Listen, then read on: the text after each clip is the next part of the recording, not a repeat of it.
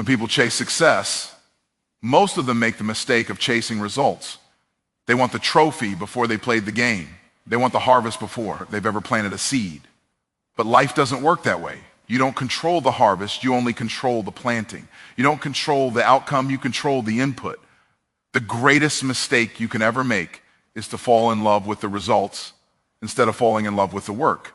When you get obsessed with results, you set yourself up for frustration because results don't arrive on your timetable. You may put in 3 months of work, 6 months of work, even a year of work, and the results seem invisible. If your obsession is results, you quit. But if your obsession is the work, you keep going. Because work is the one thing you can do every day. Work is the one thing you can put your hands on, your mind on, and your energy on. And when you focus on the work, results eventually become inevitable. Think about it, Lick. E, a farmer. A farmer never goes to the soil demanding crops the day after planting. He doesn't look at the field angry because nothing showed up overnight. He understands that nature has a process, and so does success. If you focus on the seed, on watering, on nurturing, on protecting, the harvest has no choice but to come. The question is, will you stay long enough in the work for the results to reveal themselves? The truth is, mastery is never given to the person obsessed with the prize. Mastery is only given to the one who loves the practice. The basketball player who falls in love with the drills, the musician who falls in love with the scales, the entrepreneur who falls in love with solving the same problems again and again. That's the person who rises above everyone else. When you become obsessed with the process, you build a skill set so sharp, results can't help but find you. But here's the hard truth. Results never show up when you want them to. They show up when you veer, dead them. They show up on life's schedule, not yours. If you're attached to timing, you will quit. If you're attached to the work, you will endure. Patience is the invisible ingredient that separates those who dabble from those who dominate. And as you work, something even more powerful happens. Your identity changes. Every day you commit to the work, you're becoming someone new, someone disciplined, someone focused, someone worthy of the results you're chasing. The real treasure of the work is not just what you achieve, it's who you become in the process. The prize is temporary, but the person you become is permanent. See, results are fleeting. That championship ring can be taken, that business success can vanish, that recognition can fade, but the habits you've built, the mindset you've forged, the character you've created through the work, that's eternal.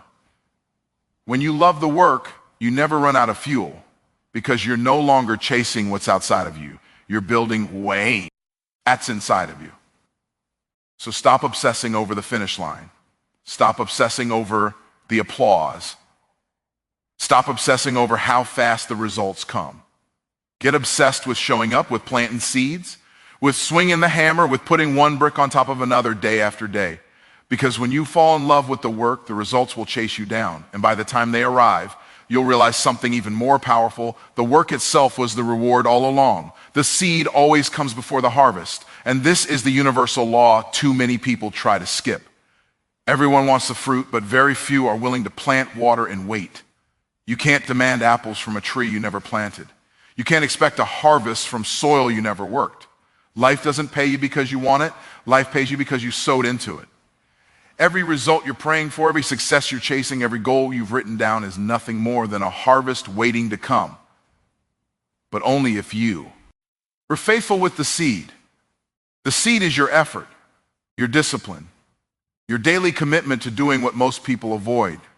The seed is those unseen hours when nobody is clapping, nobody is cheering, and nobody is recognizing you. The seed is sacrifice. And the crazy thing is, when you first plant it, it looks like nothing is happening. You go to the field day after day, and all you see is dirt. You water, you protect, you nurture, and still nothing seems to change. That's where most people quit.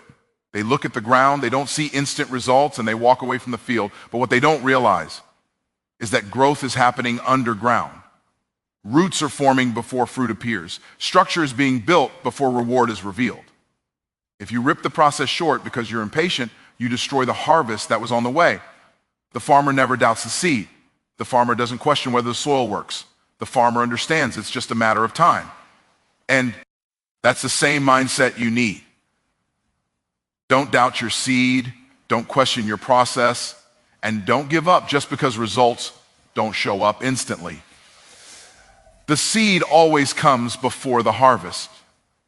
You can't cheat the order, you can't speed it up, and you can't skip it.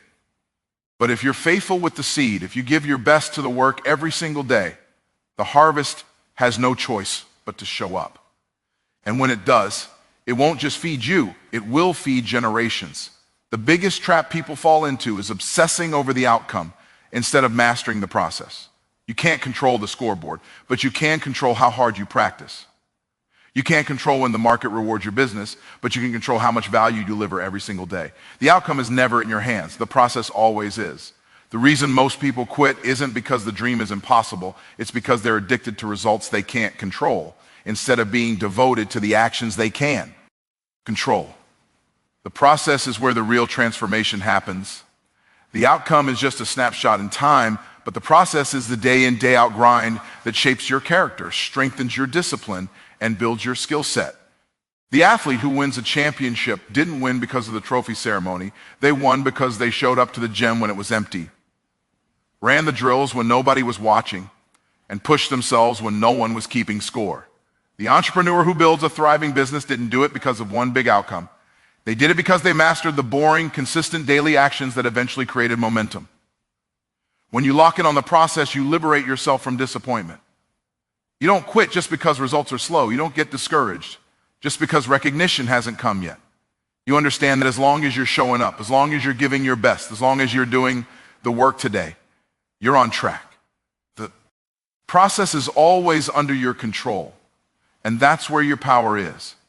The truth is, people who love the process never worry about the outcome. They know the outcome is just a byproduct, a side effect of consistency. The person who commits to the process eventually reaps the outcome, but the person who obsesses over the outcome usually abandons the process before they ever see it. So if you want results, stop chasing them. Pour all your energy into the process and watch how the results eventually chase you. Obsession is the bridge between average and extraordinary. Nobody stumbles into mastery. Nobody becomes great by dabbling or treating their craft like a hobby. Mastery only comes when you become so locked in, so consumed by the work, that it becomes a part of you. When you are obsessed, you're not checking the clock. You're not asking, how long will this take? You're asking, how much better can I get today? Obsession shifts you from doing the work because you have to, into do I, the work, because you can't imagine not doing it. Think about anyone who has ever become great at anything. The world sees the highlight reel, the championship, the recognition, the applause, but what the world doesn't see is the obsession that came first, the hours behind closed doors, the endless repetitions, the mistakes studied and corrected, the sacrifices made when everyone else was comfortable. Mastery is never born in the spotlight. It is forged in the shadows by people who care so deeply about their craft that they do it even if no one noticed. The difference between someone who's good and someone who's legendary isn't talent, it's obsession. Talent might give you a head start, but without obsession, talent fades. Obsession keeps you sharpening, keeps you refining, keeps you pushing beyond your current limits. When you are obsessed with the work, the repetitions don't bore you, they excite you. You see every rep as another brick in the foundation of greatness. And he's the truth. Obsession guarantees results.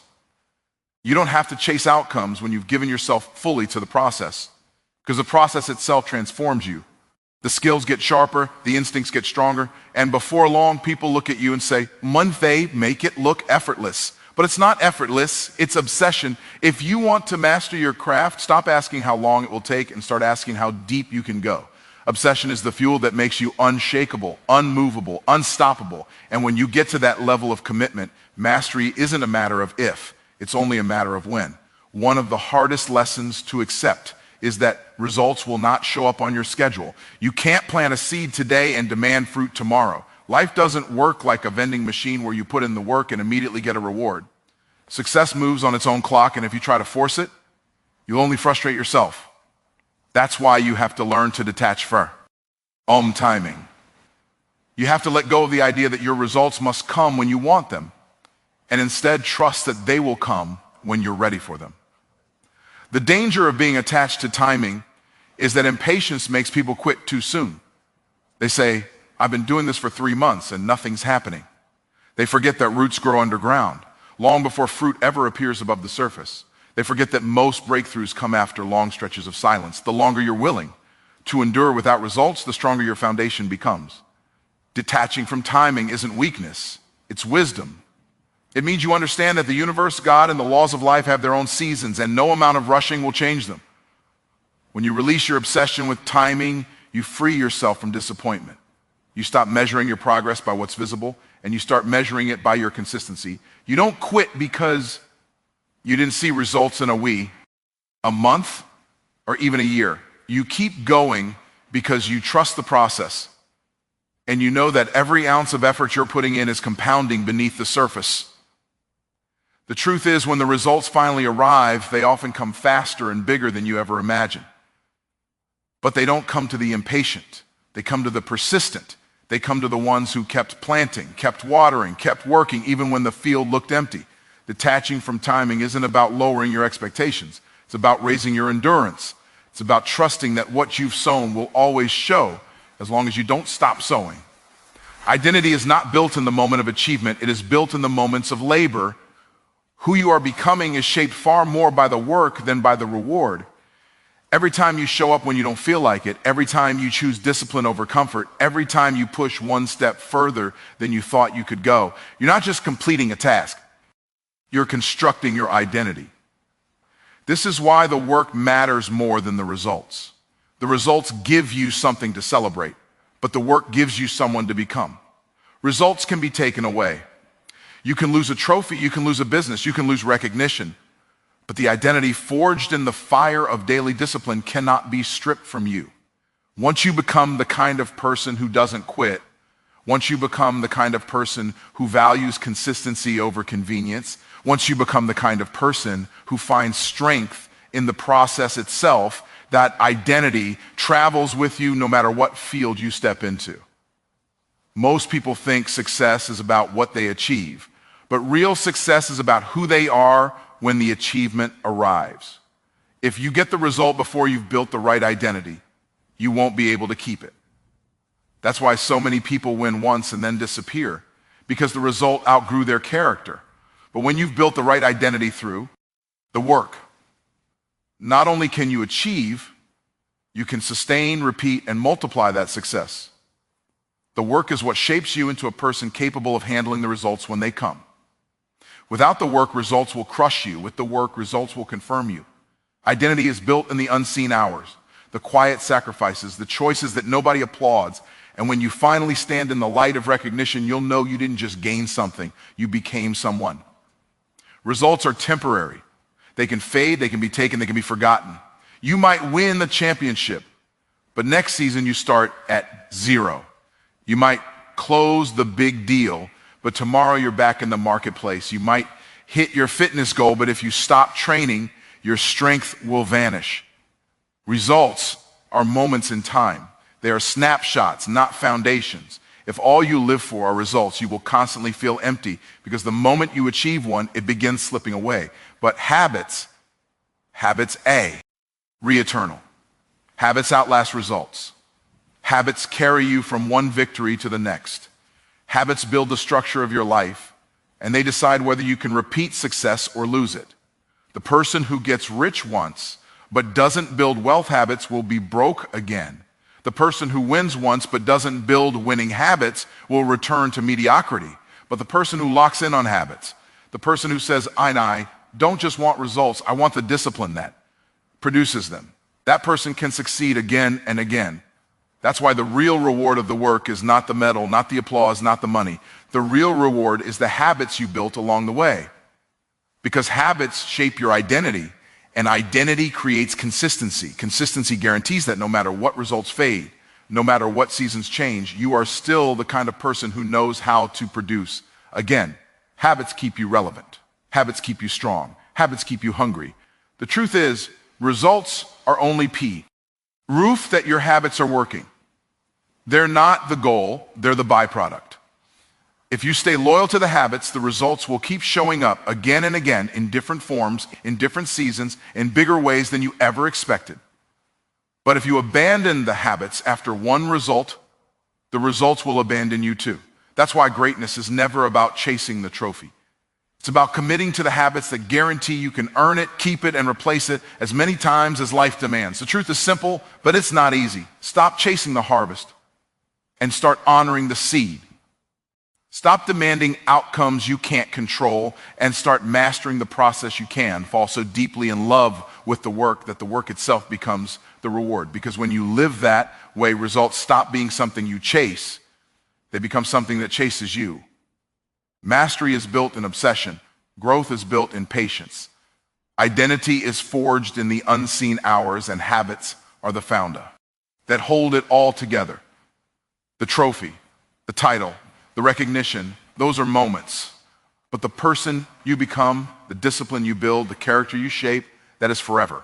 So don't get distracted by when the results will come or how big they'll be. They will come, and when they do, you'll already know the truth. The greatest prize wasn't the harvest at all. The greatest prize was becoming the kind of person who could plant, water, and work without quitting. That person doesn't just win once. That person wins for life.